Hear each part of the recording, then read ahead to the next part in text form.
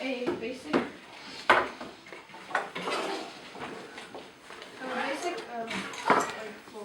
that we attach all other jigs to. We have a regular one, which is a square, and it attaches like this on. We have a slanted one that lets us launch into this slanted line. Yes, because this is already slanted, and it would save time if we directly launched our robot against this line, so we do not have to search for the line while we're flying.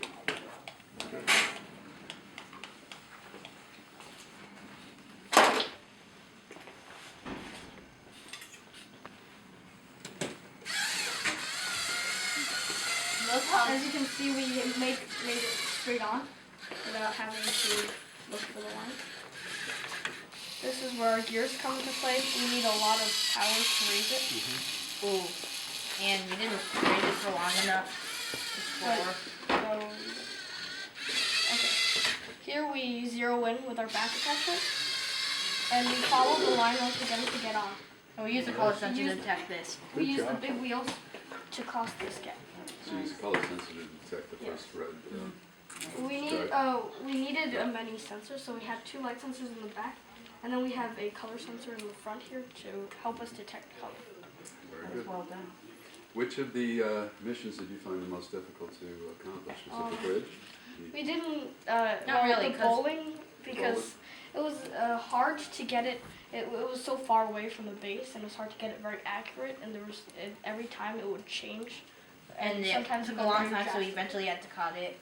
Yeah, it took the most time, and it wasn't very consistent. What was the easiest one for you? Oh, I guess the dog. The dog was You just pretty had, easy. you Because just it was went, all very close, and it was all in one position that we could get it. Also, we simply just used this base jig. So we didn't need any additional add-ons to that to get the dog. how did you come up with the idea of using the base jig?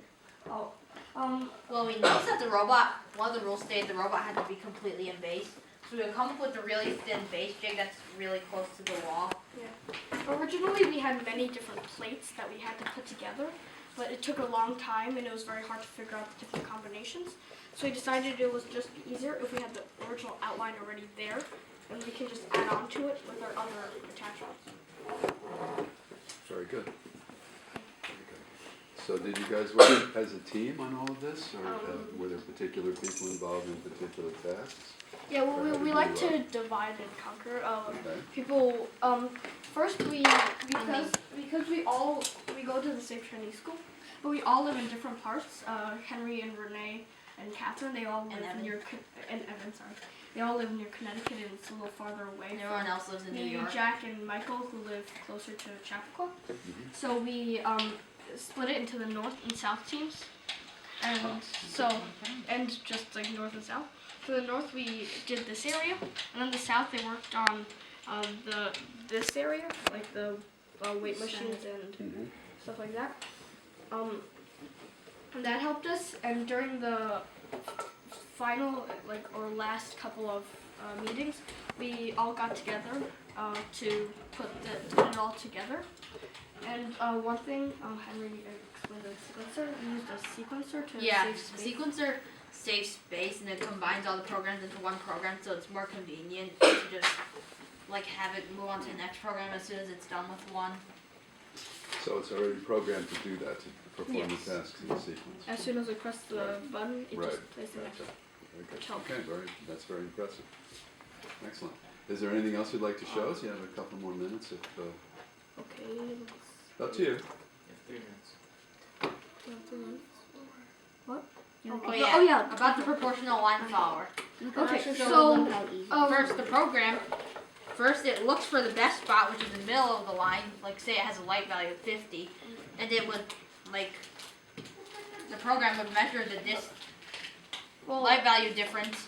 If it was here, it would be a difference of 20. If it was on the black, it would be a difference of -10. And it would put that into each motor. So if it sees this and say it's 70, it'll subtract 50 from 70, add 20 to this, subtract 20 from this. So we found out that using a color sensor to do line following, it's always looking for the line, therefore it's swerving. Okay. With proportional line following, it's just you have the you already calibrate the light sensor and you set it in, so you already know half black, half white. Let's just say it's 50. So it's always going to make sure that it's on 50, and as soon as there's a little change, it's immediately going to make up for that. Gonna make a Instead of correction, still seeing black, turning and then coming back. okay. Very good. Yeah. Wonderful. Okay. Thank you guys. Thank you very much. Thank you so much. Very impressive. Well done.